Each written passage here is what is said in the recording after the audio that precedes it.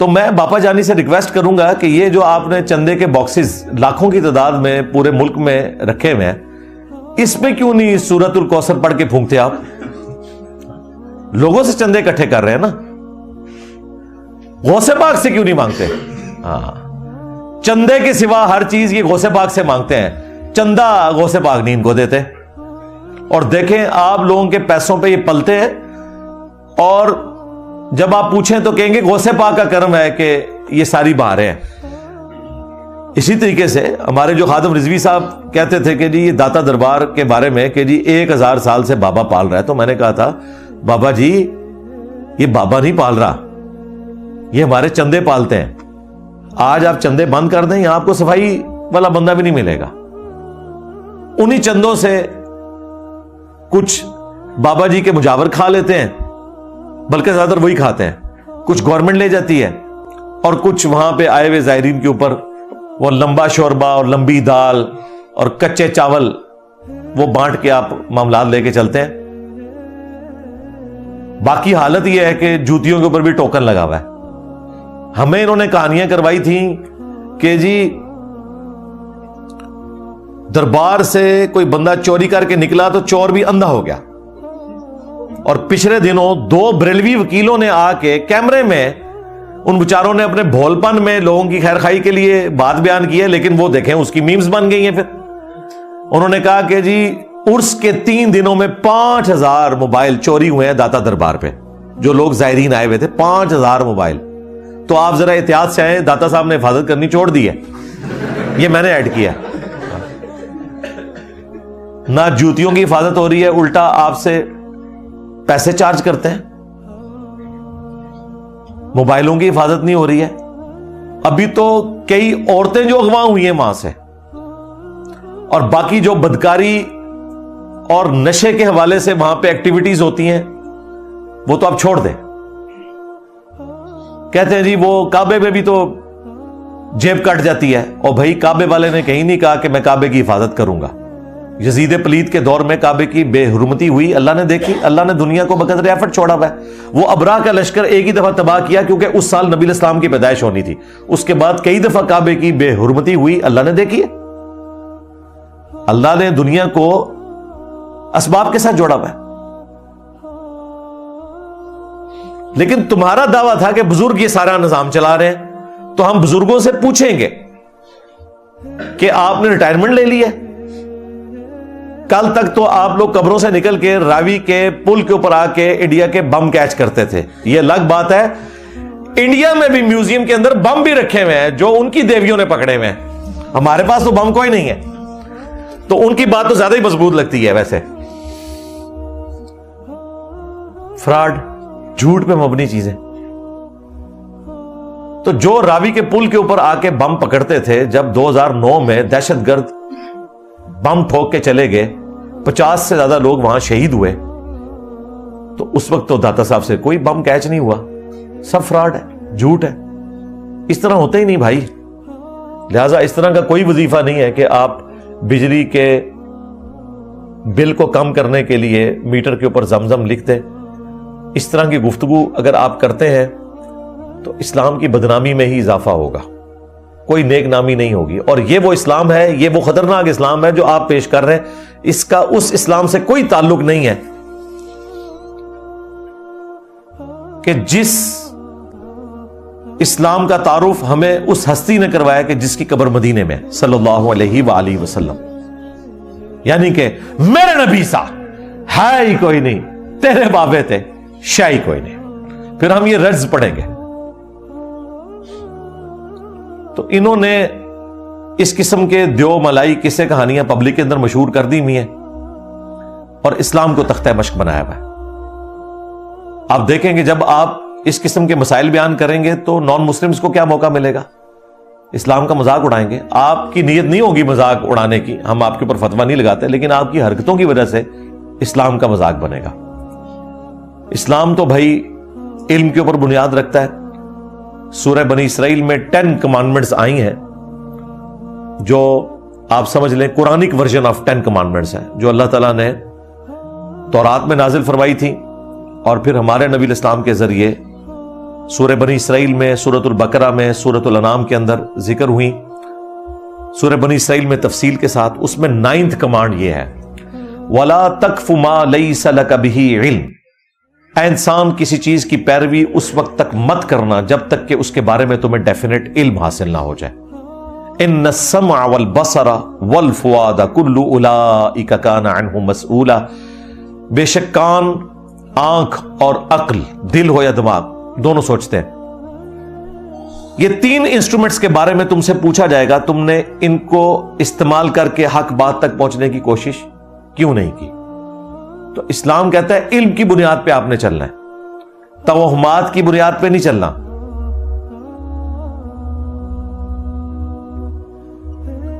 اور علم جو ہے وہ 2 ہی ہیں. ایک ریویلڈ نالج ہے جو قرآن و سنت کا علم ہے، علم وحی جسے کہتے ہیں، جو اللہ تعالیٰ پیغمبروں کے ذریعے انسانیت تک پہنچاتا ہے. وہ بھی ڈیفینیٹ علم ہے، خواہ ہمیں اس کی لاجک پتہ ہو یا نہ ہو، ہم نے اس کو اسی طریقے سے فالو کرنا ہے. اور دوسرا ڈیفینیٹ علم جو قرآن ذکر کرتا ہے وہ فزیکل فینومینا آف نیچر کا علم ہے، جو 1000 سے زیادہ آیات قرآن حکیم میں فزیکل فینومینا آف نیچر کے اوپر ہے، جسے ہم ایکوائرڈ نالج کہتے ہیں. The knowledge obtained through observations and experiments is known as science. Science کا علم. دیکھیں حضرت ابراہیم علیہ السلام نے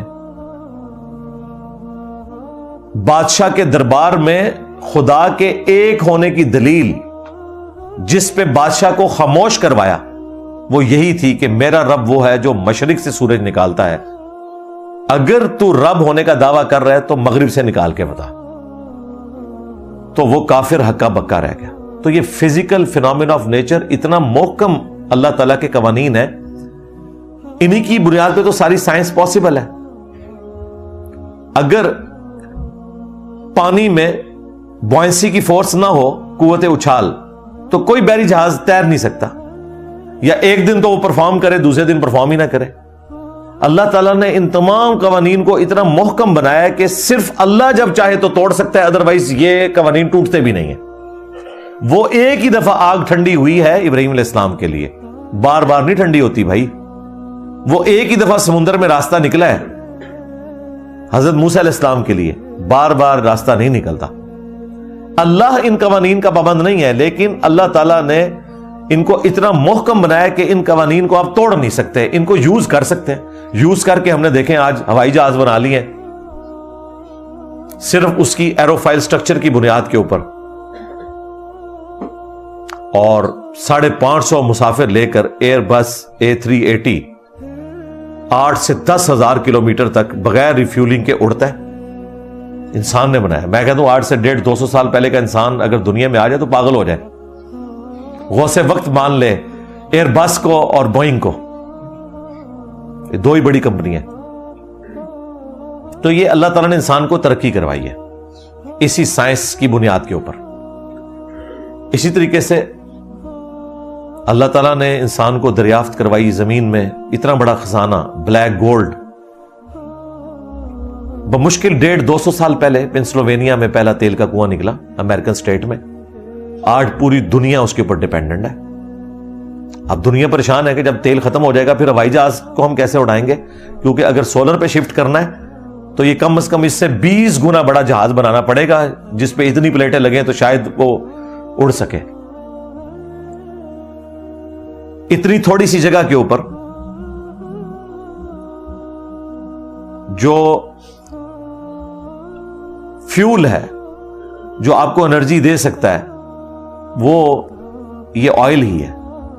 ادروائز کوئی اور ذریعہ اڈاپٹ کریں گے تو آپ کو بہت بڑا سائز چاہیے.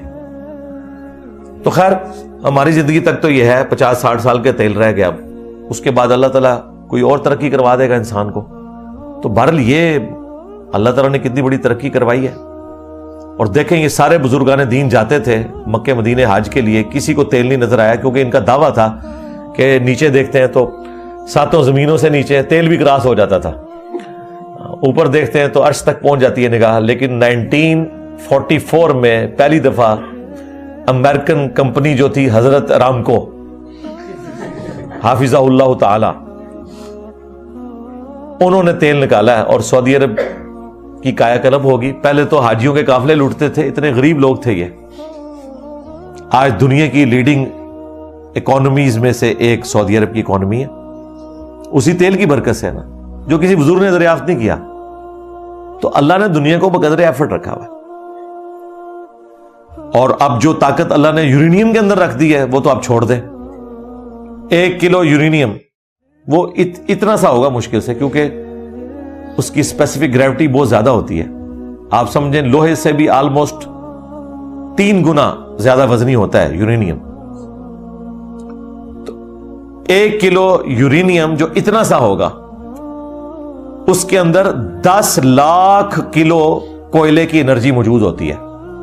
1 ملین کلو کوئلہ جلایا جائے اور اتنا سا یورینیم, جو حضرت آئنسٹائن نے ہمیں فارمولہ دیا E=mc² کے تحت آپ اس میں سے انرجی نکال سکتے ہیں. اور یہ اٹامک ریئیکٹر اسی کے اوپر کام کر رہے ہیں نا, اتنی سستی بجلی. تو یہ ڈیفینیٹ علم ہے. تو جس طرح قرآن و سنت محکم علم ہے, اسی طریقے سے فزیکل فینومینا آف نیچر کا علم کہ پیٹرول آگ کو بھڑکاتا ہے, یہ بھی محکم علم ہے.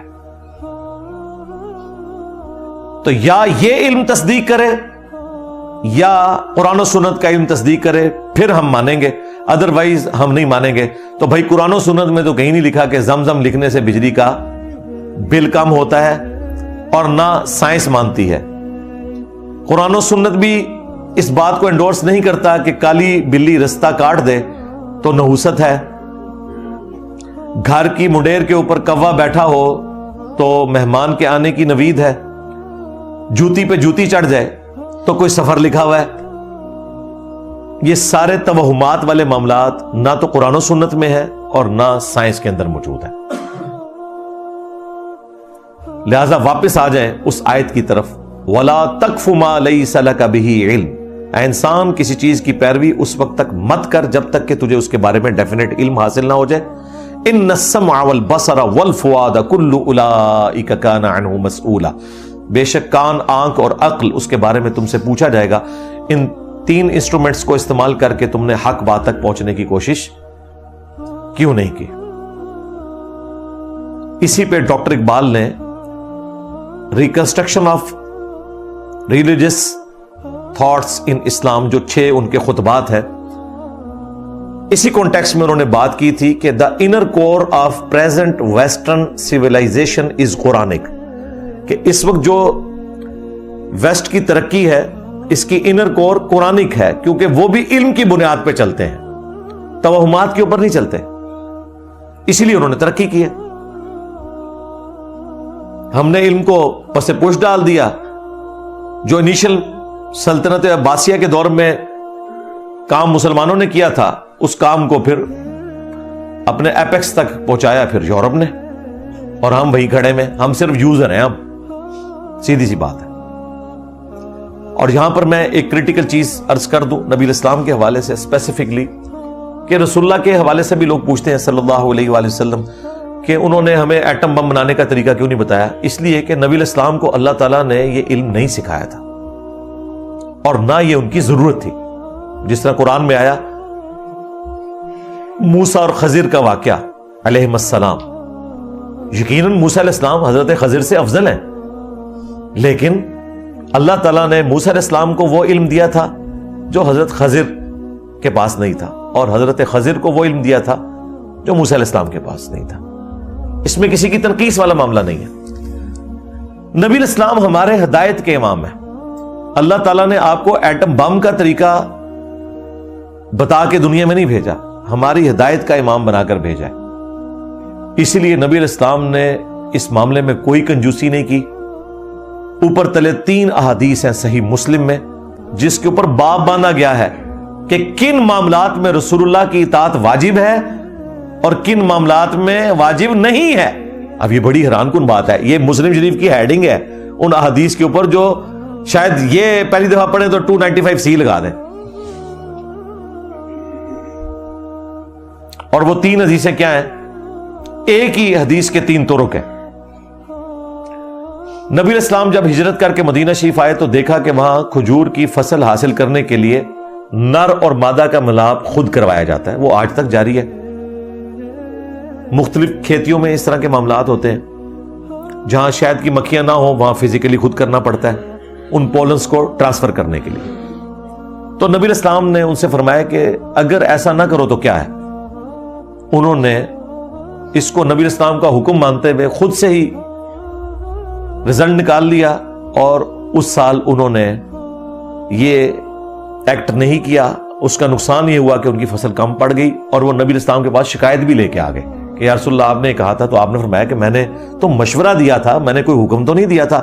اگر میں اللہ کے ریفرنس سے کوئی بات کروں تو اس پہ عمل کیا کرو، وہ واجب ہے۔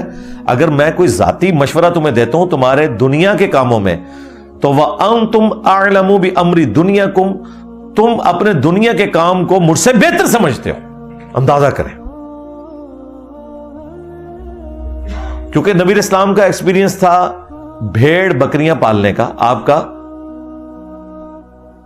کھجوروں کے حوالے سے کوئی ایکسپیرینس نہیں تھا، تو آپ نے مشورتاً ایک بات کی، انہوں نے اسے حکم سمجھ لیا، لیکن نبی اسلام نے ان کی شکایت پہ کوئی گستاخی کا فتویٰ نہیں لگایا، الٹا معاملے کو کلیئر کر دیا کہ دنیا کے کاموں کو تم بہتر سمجھتے ہو، دین کے حوالے سے میں کوئی بات کروں تو تم نے اس پہ عمل کرنا ہے، دنیاوی معاملے میں اگر میں کوئی مشورہ دوں تو تم بہتر سمجھتے ہو، وہ عمل کرنا تم پہ کوئی واجب نہیں ہے۔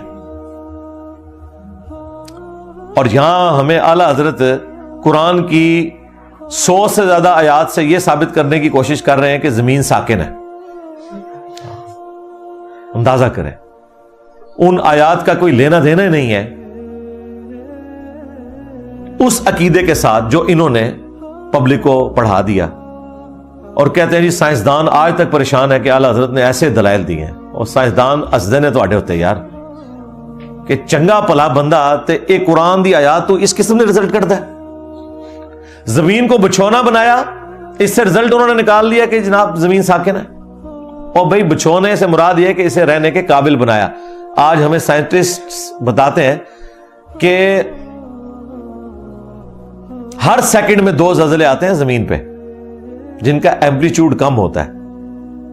اللہ تعالیٰ نے اس زمین کو رہنے کے قابل بنایا ہوا ہے، ادروائز ایک زلزلہ بھی پوری انسانیت ختم کرنے کے لیے کافی ہے۔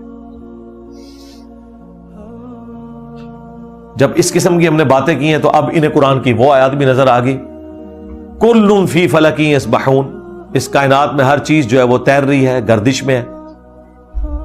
یہ آیت تو پہلے بھی موجود تھی، اب کیوں نظر آئی ہے؟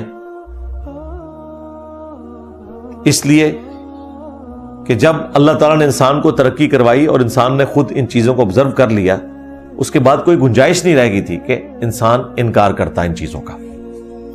خیر یہ ایک الگ سے ٹاپک ہے کہ وقت کے ساتھ ساتھ قرآن حکیم کے کئی متشابہات محکمات میں بدل رہے ہیں۔ میں نے اس کے اوپر کافی دفعہ ڈسکشن کی ہے، آج میں اپنی گفتگو کو اسی حد تک رکھتا ہوں۔ جو ہمارے آزاد جمیل صاحب نے اس طرح کی سٹیٹمنٹ دی، تو ہم ان سے بھی ریکویسٹ کریں گے کہ اس قسم کے سوالات کے اوپر آپ قرآن و سنت کی روشنی میں جواب دیا کریں۔ ہم مولویوں والا کام نہیں کریں گے کہ آپ کو کوئی رائٹ نہیں پہنچتا۔ ہر مسلمان کو رائٹ ہے، جتنا اس کے پاس علم ہے اس کے مطابق لوگوں کو دین سکھائے، لیکن جو آپ کے پاس علم نہیں ہے وہ تو نہ زبردستی سکھانے کی کوشش کریں۔ اس سے پھر ان علماء کو تقویت ملتی ہے جو کہتے ہیں کہ اس قسم کے لوگوں کو یہ بلا کے تو دین ان سے سیکھتے ہیں۔ یہ لازم بات ہے کہ علماء کو خود بھی مسائل نہیں پتا ہوتے، لیکن وہ اپنے آپ کو چھپا لیتے ہیں ان لوگوں کے پیچھے کہ ہم ان سے تو بہتر ہیں، اور وہ جسٹیفائی ہیں۔ تو اللہ تعالیٰ نے ہر مسلمان کو داعی بنایا ہے، کنتم خیر امۃ اخرجت للناس تأمرون بالمعروف وتنہون عن المنکر وتؤمنون باللہ، تم بہترین امت ہو جو لوگوں کے نفع کے لیے نکالے گئے، نیکی کا حکم دیتے ہو، برائی سے روکتے ہو، اور اللہ پر ایمان رکھتے ہو۔ تو ہر مسلمان کا کام ہے کہ وہ جتنا اسے دین آتا ہے وہ سکھائے۔ اسی کو سپورٹیو وہ حدیث ہے صحیح بخاری کی، بلغوا عنی ولو آیہ، پہنچا دو میری طرف سے اگرچہ تمہیں ایک آیت ہی آتی ہو، تم آگے پہنچا دو۔ لیکن اگر آتی نہیں ہے تو پھر تو زبردستی پہنچانے کی کوشش نہ کریں۔ حتیٰ کہ صحیح بخاری میں ایک حدیث ہے کہ شیطان نے انسانی شکل میں آ کے آیت الکرسی کا وظیفہ حضرت ابو ہریرہ کو سکھایا۔ نبی اسلام نے فرمایا 3 راتوں سے جو تمہارا مہمان انسانی شکل میں آ رہا تھا وہ شیطان تھا۔ حضرت ابو ہریرہ کو نہیں پتا چلا کیونکہ اس زمانے میں علم غیب نہیں ہوتا تھا، یہ کہتے ہیں بابوں کو پتہ چل جاتا ہے، جو باباؤں کے بابا ہیں صحابہ کرام انہیں نہیں پتہ چلا، لیکن اس نے بات سچی کی، ہے جھوٹا تھا، کہ جو آیت الکرسی پڑھ کے رات کو سوتا ہے صبح تک ایک فرشتہ اس کی حفاظت پہ اللہ کی طرف سے مامور ہو جاتا ہے۔ تو نبی اسلام نے تو یہ کہا کہ سچی بات کوئی بھی کرے آپ نے تصدیق کرنی ہے، اور اس کو میں نے ایک سمپل مثال سے بھی سمجھایا کہ اگر آپ کو پرائمری سکول کا بچہ آ کے یہ کہے نا کہ سورۃ البقرہ کی آیت نمبر 279 میں لکھا ہے کہ جو سود کھاتے ہیں اللہ اور اس کے رسول کا اعلان جنگ ہے ان کے خلاف، تو آپ اس سے ڈگری نہیں مانگیں گے، آپ ریفرنس چیک کریں گے۔ اگر قرآن میں یہ آیت نکل آتی ہے اور آپ کہتے ہیں آیت تو موجود ہے لیکن چونکہ تیرے پاس ڈگری نہیں لہذا میں نے آیت نہیں ماننی، تو بھائی آپ اسلام سے بھی فارغ ہو جائیں گے۔ آپ نے ریفرنس کو فالو کرنا ہے۔ لہذا جو بھی علماء دین ہے، ڈگریوں والے یا بغیر ڈگریوں والے، اگر ان کو دین کا علم ہے اور وہ آ کے رمضان نشریات میں یا ٹی وی چینلز کے اوپر دین سکھا رہے ہیں جتنا ان کو پتہ ہے تو وہ ضرور سکھائیں، لیکن جو ان کو نہیں پتا اس میں اس طریقے سے عقل کے گھوڑے دوڑانے کی کوشش نہ کریں، اس سے اسلام کی بدنامی ہوگی، سیدھی سی بات ہے۔ پہلے ہی بڑی بدنامی کروا دی ہے، اس قسم کے آپ وظائف بتاتے ہیں لوگوں کو اور پھر لوگ وظائف کرتے ہیں، ظاہر بل تو ان کا کوئی نہیں کام ہونا، سیدھی سی بات ہے، وہ بل اپنی جگہ ہی رہے گا۔ ان وظائف سے اس قسم کا کوئی نفع حاصل کرنا بھائی یہ کوئی ثابت نہیں ہے۔ نبی الاسلام کے حوالے سے آپ کو کہیں نہیں ملے گا کہ آپ کو کوئی وظیفہ سکھایا ہو کہ یہ وظیفہ کریں تو یہ وظیفہ کرتے ہی بچوں کا ختنہ خود بخود ہو جائے گا۔ اللہ کا شکر ہے کہ ختنے کے اوپر اجماع امت ہے کہ ختنہ سنت ہے۔ ویسے تو بخاری مسلم میں حدیث ہے کہ 5 چیزیں فطرت میں سے ہیں، ان میں سے ایک ختنہ ہے، ناخن کاٹنا، زیر ناف بال، بغلوں کے بال اور مونچھوں کا پست کرنا۔ اور صحیح مسلم میں آیا کہ 10 چیزیں فطرت سے ہیں، ان میں ایک داڑھی بڑھانا بھی ہے، کلی کرنا بھی ہے۔ یہ ایک الگ سے ٹاپک ہے، تو کسی وظیفے میں نہیں آیا کہ ختنہ ہو جائے گا۔ یا آپ کو یہ لوگ روحانی آپریشن کرتے ہوئے نظر آتے ہیں پھونکے مار کے، تو میں نے پھر ریکویسٹ کی تھی کہ کوئی بڑے سے بڑا بزرگ جو روحانی آپریشن کرتا ہے بائی پاس کا، ہم اسے بائی پاس کا آپریشن نہیں کرواتے، چھوٹا سا ٹیسٹ دیتے ہیں، ایک نومولود بچہ اس کے سامنے ہم پیش کرتے ہیں، وہ وظیفے کے ذریعے بغیر بلیڈ مارے ہوئے، یہ شرط ہے، وہ اس بچے کا ختنہ کرے، اور اگر ختنہ نہ ہوا تو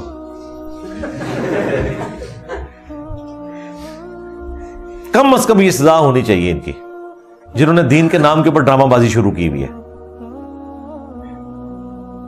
اس طرح کا کوئی طریقہ نہیں موجود بھائی۔ صحیح بخاری اور مسلم دونوں میں حدیث ہے، نبی اسلام نے فرمایا اللہ تعالیٰ نے کوئی ایسی بیماری نازل نہیں کی جس کی شفا نہ ہو، اور جب دوا اس بیماری کے موافق ہوتی ہے تو اللہ کے اذن سے شفا ہو جاتی ہے۔ یعنی اللہ تعالیٰ نے دنیا کو اسباب کے ساتھ جوڑا ہوا ہے۔ صحیح بخاری میں حدیث ہے 3 چیزوں میں شفا اللہ نے رکھی ہے۔ نمبر 1 حجامہ، کپنگ کروانا، پچھنے لگوانا جس کو ہم کہتے ہیں۔ نمبر 2 شہد، اور نمبر 3 داغ دینا، یعنی زخم کے اوپر لوہا گرم کر کے لگانا تو وہ خون نکلنا بند ہو جاتا ہے، اسے داغ دینا کہتے ہیں۔ لیکن میں اپنی امت کو داغ دینے سے منع کرتا ہوں۔ یہ منع کرنا حرمت کے درجے میں نہیں تھا، پریفریبل تھا، کیونکہ صحیح مسلم میں آتا ہے حضرت ابی ابن کعب کو جب زخم لگا جنگ کے دوران تو ان کا خون نہیں رک رہا تھا، تو نبی اسلام نے خود حکم دیا کہ ان کو داغ لگوایا جائے، پھر ان کا خون رک گیا۔ یہ صحیح مسلم میں موجود ہے۔ اور صحیح مسلم میں ایک اور حدیث ہے کہ سعد ابن معاذ کا جب خون نہیں رک رہا تھا غزوہ خندق کے موقع پر، تو نبی الاسلام نے اپنے مبارک ہاتھوں سے تیر کا جو اگلا حصہ ہے لوہے والا اس کو گرم کر کے تو ان کو داغ دیا تھا۔ یعنی علاج آپ نے فزیکل طریقے سے کیا ہے، اس طریقے سے علاج نہیں کیے۔ ہاں کبھی کبھار کوئی معجزہ ظاہر ہوا وہ برحق ہے، وہ صحیح بخاری میں ہے کہ ایک صحابی کی پنڈلی کی ہڈی ٹوٹ گئی، نبی الاسلام نے مبارک ہاتھ پھیرا تو بالکل ٹھیک ہوگی۔ وہ کبھی کبھار اللہ تعالیٰ معجزہ ظاہر کر دے، وہ اللہ کی مرضی ہے، اس میں کوئی شک نہیں ہے۔ وہ اللہ تعالیٰ جب چاہے نبی الاسلام کے ذریعے اس کو جاری فرما سکتا ہے. لیکن عموماً جو علاج ہے وہ فزیکل علاج آپ نے کروانا ہے, یا تو آپ نے ایلوپیتھک کا علاج کروانا ہے, یا ہومیوپیتھک کروانا ہے, یا ہربل ہے, یا جھاڑ پھونک ہے, اور وہ بھی جنات اور جادو کے اعتبار سے, یا پھر سرجری ہے. اب جو علاج سرجری سے ہو سکتا ہے وہ ہومیوپیتھک سے نہیں ہو سکتا. مثلا کسی کی اگر پنڈلی کی ہڈی ٹوٹ گئی ہے تو آپ اس کو دوائی سے تو ٹھیک نہیں کر سکتے. اس کے لیے آپ کو آرتھوپیڈک سرجن کے پاس جانا پڑے گا, وہ ہڈی کو سیدھا کرے گا, پھر اس کا 8 سے 10 ہفتے کیورنگ پیریڈ ہے, اس میں اس نے ٹھیک ہونا ہے. یہ ہو ہی نہیں سکتا کہ آپ اس پہ پھونکے مارے تو وہ ایک رات میں ٹھیک ہو جائے. اس طرح بالکل نہیں ہوتا بھائی, ایسا تو نہیں ہوتا. ہاں, ایسا نہیں ہوتا بھائی. یہ ساری کہانیاں انہوں نے بنائی ہوئی ہیں. تو اس لیے اللہ سے ڈر جائیں.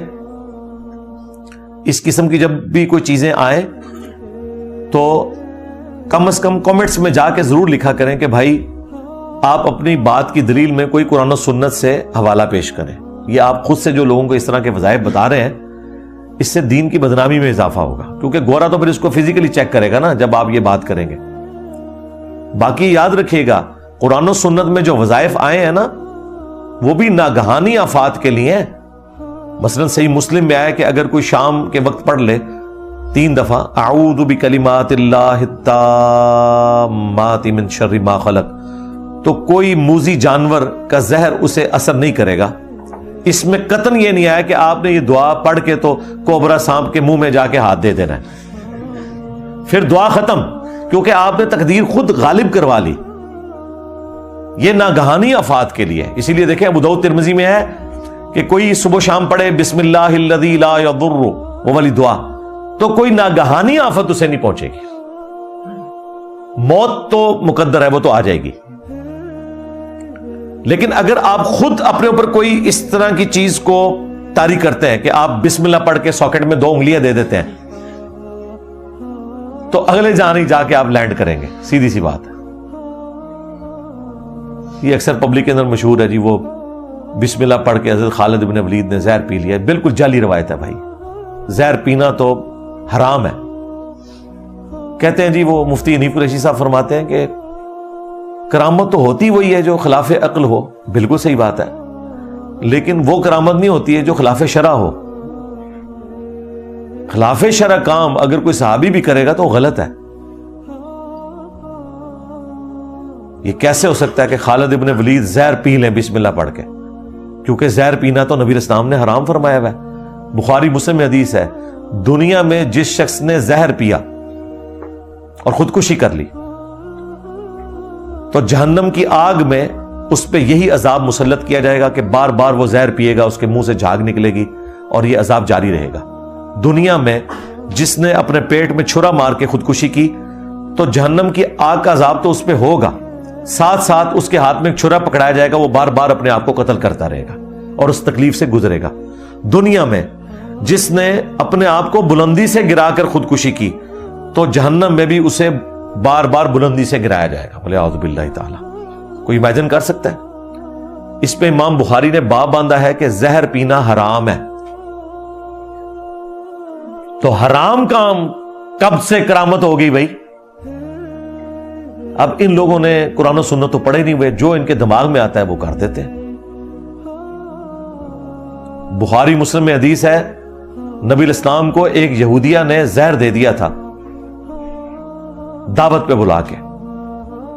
آپ علیہ السلام نے بھی اپنی زبان پہ وہ بوٹی کا ٹکڑا رکھا تو وہ بوٹی کا ٹکڑا بول پڑا کہ آپ مجھے تناول نہ کریں, تو نبی الاسلام نے اسے تھوک دیا, لیکن پھر بھی وہ زہر ایسا اثر کیا کہ 4 سال تک. بخاری میں آتا ہے کہ نبی الاسلام کہتے ہیں کہ وہ زہر میری رگیں کاٹ رہا ہے, اور آپ کی ڈیتھ بھی اسی کی وجہ سے ہوئی. اللہ نے آپ کو آنری طور پر شہادت کی موت دی. لیکن اس وقت کئی صحابہ اس کو کھا کے شہید ہو گئے. وہ ابو داؤد میں آتا ہے پھر اس یہودیہ کو بھی قتل کروایا گیا قصاصاً, کیونکہ اس نے زہر دیا تھا اور اس نے کہا کہ جی میں نے چیک کرنے کے لیے دیا تھا کہ اگر یہ اللہ کے نبی ہوں گے تو پتہ چل جائے گا, ان کی نبوت چیک ہو جائے گی, اور اگر نبی نہ ہوئے تو ان کا جھوٹ کھل جائے گا. نعوذ باللہ. اس کے لیے اس نے اتنے لوگوں کی زندگی چھین لی. تو بھائی یہ وہ اگلے دنوں ایک ویڈیو بھی آئی ہوئی تھی کہ ایک کوئی مجادلہ ہو رہا تھا کسی کرسچن کے ساتھ, تو وہ مسلمان نے جی بسم اللہ پڑھ کے زہر پی لیا, اور اللہ سے ڈر جاؤ یار. لوگ بھی ہمیں ویڈیوز بھیج رہے ہوتے ہیں, دیکھیں جی زہر پی لیا. او بھائی کس نے دیکھا ہے وہ زہر ہے؟ زہر تو بڑی خطرناک چیز ہے. اس گلاس میں اگر تیزاب ڈال دیا جائے نا تو بندہ زندہ نہیں بچتا. اس طرح ہوتا ہے جی. زمزم کا ایک قطرہ آپ ڈال دیں کسی گلاس کے اندر تو جاپان کے ڈاکٹرز نے بتایا وہ سارا زمزم بن جاتا ہے. جاپان کے کسی ڈاکٹر کو نہیں پتا کہ اس طرح کوئی تحقیق ہوتے ہوئی ہے. جھوٹ. اس کے الٹ یہ ہے کہ سعودی حکومت نے, آپ جا کے گوگل پہ لکھیں, انہوں نے باقاعدہ ایک کمپنی ہائر کی ہے کہ کئی لوگ زمزم پی کر بیمار ہو رہے تھے کیونکہ گٹر کا پانی اس میں مکس ہو گیا تھا. تو ان کے اصول کے تحت تو گٹر کا پانی جب زمزم میں ملا تو وہ گٹر کا پانی زمزم بن جانا چاہیے تھا. لوزامو.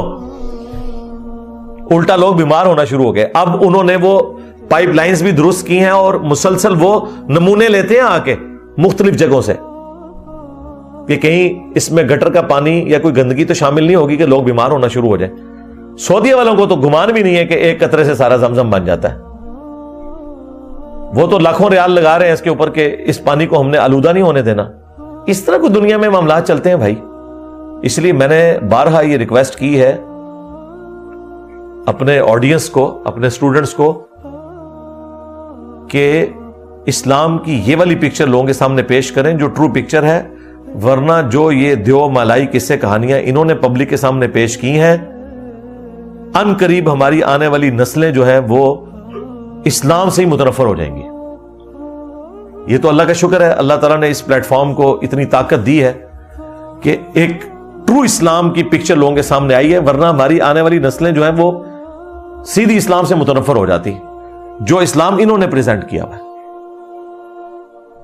میں نے اپنی کافی ویڈیوز میں یہ واقعہ سنایا, اسی کے اوپر میں اکتفا کرتا ہوں. ویسے تو آپ کو پتا یہ میرا فیوریٹ ٹاپک ہے, میں 1 گھنٹہ اور بھی فی البدی بولتا رہا تو بولتا جاؤں گا.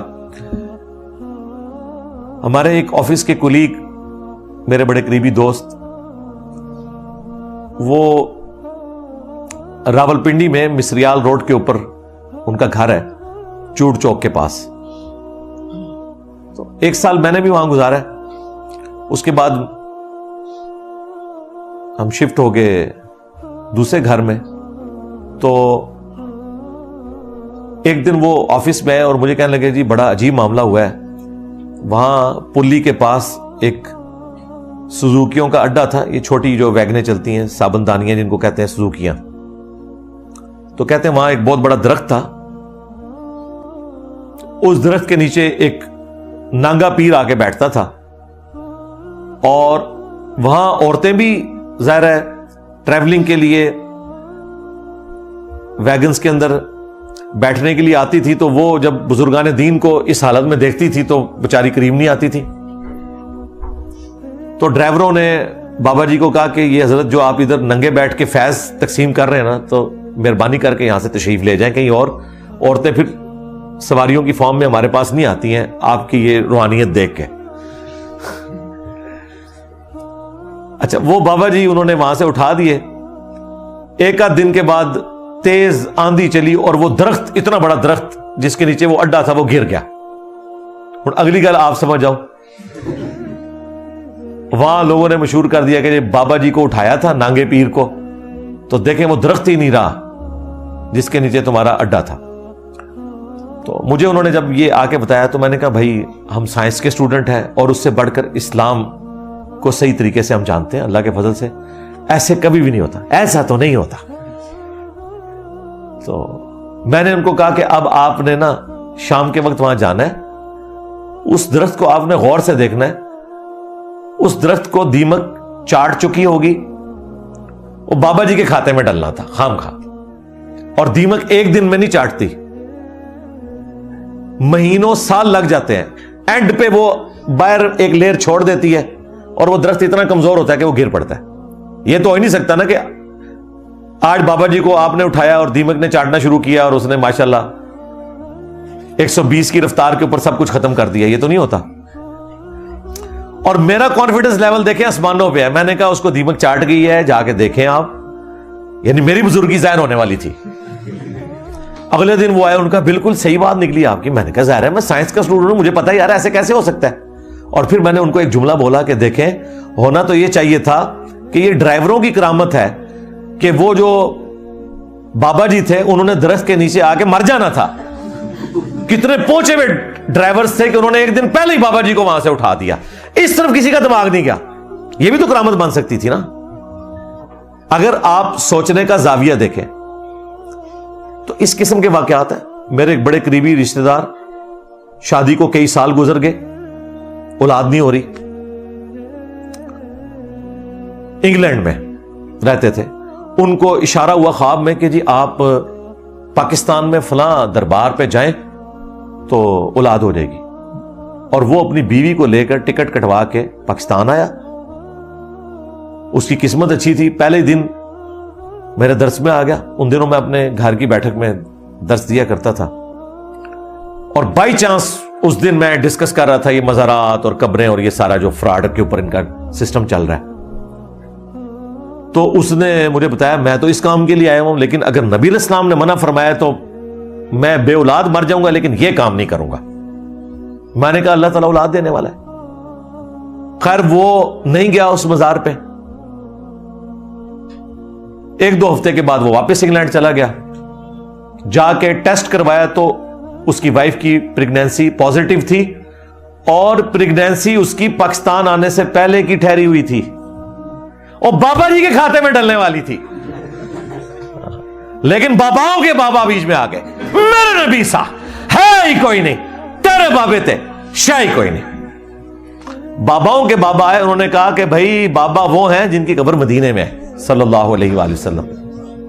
تو دیکھیں, مجھے بتائیں اگر خدا نہ خواستہ وہ چلا جاتا اور اولاد ہو بھی جاتی, اب ماشاءاللہ اس کا بچہ جوان ہے, بالغ ہو چکا ہے, پوری زندگی اس نے بابوں کے تلوے چاٹنے تھے. یہی کچھ ہمارے پرانے بابے کر رہے ہیں نا. وہ جی ساڈے ابا جی تے فلانی جگہ گئے سن تے میں ہویا سا, بڑا تحفہ تو ہویا سا, میں ہویا سا.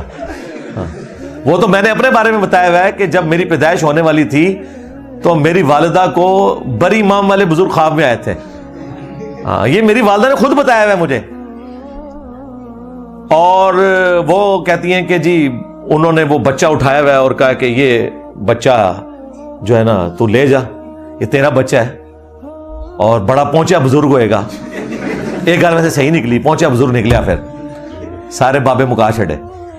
تو ہم بھی بزرگوں کا فیض ہے پھر اس طریقے سے بھائی, سیدھی سی بات ہے.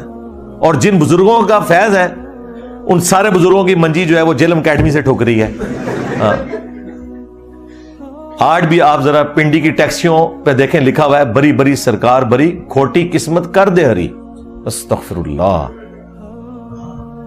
ایک بے قدر منی کے قطرے سے پیدا ہونے والا انسان کسی کی قسمت کو کیا بدل سکتا ہے بھائی؟ یہ اللہ ہے قسمت کا مالک. اس نے تو اپنے پیغمبر کے لیے کہہ دیا انک لا تہدی من احببت ولکن اللہ یہدی من یشاء. اے نبی, جس سے تم محبت کرتے ہو تم اسے ہدایت نہیں دے سکتے.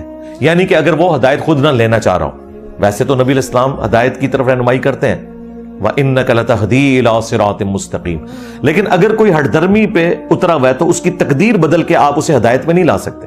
اللہ جسے چاہتا ہے وہ ہدایت دے دیتا ہے. انہوں نے بابوں کے بارے میں مشہور کیا ہوا ہے, کھوٹی قسمت کر دے ہری, یا معین الدین چشتی پار لگا دے کشتی, یا بہاول حق بیڑا تک, پتہ نہیں کیا کچھ انہوں نے مشہور کیا ہوا ہے. اور یہ وہ لوگ ہیں جن کے پاس قرآن ہے, جو صبح و شام ہر نماز کی ہر رکعت میں پڑھتے ہیں ایاک نعبد و ایاک نستعین. سورۃ الفاتحہ کے ہوتے ہوئے, قرآن کے ہوتے ہوئے مسلمان شرک کر جائے. میں کہتا ہوں اگر کوئی دنیا میں کام نہیں ہونا چاہیے تھا مسلمان سے تو وہ یہ تھا کہ وہ شرک نہ کرتا. لیکن دیکھیں اللہ کی ذات کے حوالے سے تو الحمدللہ یہ امت شرک سے محفوظ ہے, لیکن صفات کے اعتبار سے انہوں نے اللہ کی مخلوقات کو کسی نہ کسی درجے میں دعا میں شریک کر دیا ہوا ہے, وَلِعَوْذُ بِاللَّهِ تَعَالَى. تو آج مجھے موقع ملا, میں نے بزرگوں کی طبیعت صاف کر دی, ان کے ماننے والوں کی طبیعت صاف کر دی.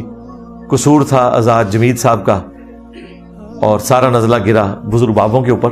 صرف اس لیے کہ آپ کی آنکھیں کھولی جائیں کہ یہ آزاد جمیل یہ دین تصوف کی آؤٹ پٹ ہے بھائی.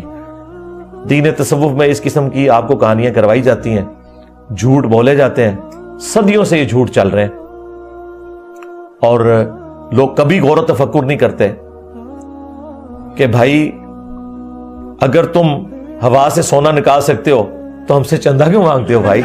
ہاں, اگر تم اوپر دیکھا تو سونا, نیچے دیکھا تو سونا, دائیں دیکھا تو سونا, بائیں دیکھا تو سونا, تو بھائی چندے کیوں مانگتے ہو؟ اللہ سے ڈر جاؤ.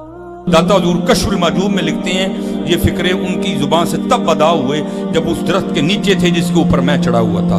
آپ فرماتے خدا کی عزت و عظمت کی قسم پورا درخت, اس کی ٹہنیاں, اس کا تنا, اس کی جڑیں بھی سونے کی ہو گئی, سارا, ہاں سارے سونے کا ہو گیا. اب وہ جو ہے نا وہ مٹی اٹھانے کے لیے نیچے ہوا, تو نیچے دیکھا تو زمین سونے کی, زمین سونے کی. یہ کیا ہوا؟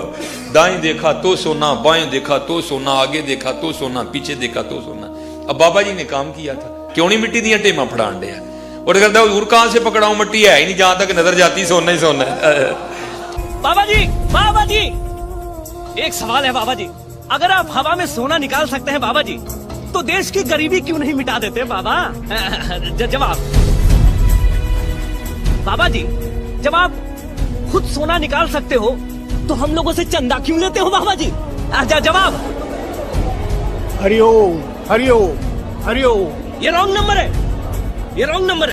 میری ایک ویڈیو ہے 8 بزرگوں کی 8 کہانیاں, وہ 1 بلین سے زیادہ لوگ دیکھ چکے ہیں. میں نے 8 اس قسم کی سٹوریز کا جو واقعی اتھینٹک بزرگوں نے لکھی ہوئی ہیں اور بیان کی ہوئی ہیں, ان کا میں نے پوسٹ مارٹم کیا ہوا ہے. میں دوبارہ شروع ہو گیا تو پھر شاید 2 گھنٹے اور لگ جائے, اسی پہ اکتفا کرتے ہیں. صلو علی محمد و آل محمد, اللہم صلی علی محمد و علی آل محمد و اصحاب محمد و ازواج محمد و امت محمد اجمعین الی یوم الدین, آمین. کافی سارے لوگوں نے, بہنوں نے, بھائیوں نے دعاؤں کے لیے کہا ہوا ہے, اینڈ پہ ہم دعا بھی کر لیتے ہیں. اللہم انی اسألک بانک انت اللہ لا الہ الا انت الاحد الصمد الذی لم یلد ولم یولد ولم یکن له کفوا احد وإلہکم الہ واحد لا الہ الا هو الرحمن الرحیم الف لام میم اللہ لا الہ الا هو الحی القیوم اللہم صلی علی محمد وعلی آل محمد ربنا آتنا فی الدنیا حسنہ وفی الآخرۃ حسنۃ وقنا عذاب النار ربنا آتنا من لدنک رحمۃ وہیئ لنا من امرنا رشدا رب ارحمہما کما ربیانی صغیرا ربنا هب لنا من ازواجنا وذریاتنا قرۃ اعین وجعلنا للمتقین اماما اللہم اغفر لحینا ومیتنا وشاہدنا وغائبنا وصغیرنا وکبیرنا وذکرنا وانثانا اللہم من احییتہ منا فاحیہ علی الاسلام ومن توفیتہ منا فتوفہ علی الایمان. اے اللہ, جن جن بھلائیوں کا سوال تیرے محبوب علیہ السلام نے تجھ سے کیا, ہمارے حق میں, ہمارے ماں باپ کے حق میں, ہمارے بیوی بچوں کے حق میں, پوری امت کے حق میں قبول و منظور فرما. جن جن چیزوں کے شر سے تیرے محبوب علیہ السلام نے تیری پناہ طلب کی, تمام مسلمانوں کو ان چیزوں کے شر سے اپنی پناہ عطا فرما. بالخصوص فلسطین کے مسلمان, کشمیر کے, انڈیا کے, چائنا کے, عراق کے, یمن کے, افغانستان کے, پاکستان کے مسلمان جو کس پرسی کی زندگی گزار رہے ہیں, غیب سے ان کی عزت, آبرو, جان و مال کی حفاظت فرما. ہمارے ملک پاکستان کی خیر فرما, پورے عالم اسلام کی خیر فرما. عالم اسلام کو اندرونی اور بیرونی خطرات سے محفوظ فرما. حاضرین کی جو نیک اور جائز دعائیں ہیں قبول فرما. جو رشتہ دار فوت ہو چکے ان کی مغفرت فرما. جو زندہ ہیں انہیں موت سے پہلے قبر و آخرت کی تیاری کرنے کی توفیق عطا فرما. سبحان ربک رب العزت عما یصفون وسلام علی المرسلین والحمد للہ رب العالمین وصلی اللہ علی النبی الکریم وعلی آلہ واصحابہ اجمعین الی یوم الدین, آمین.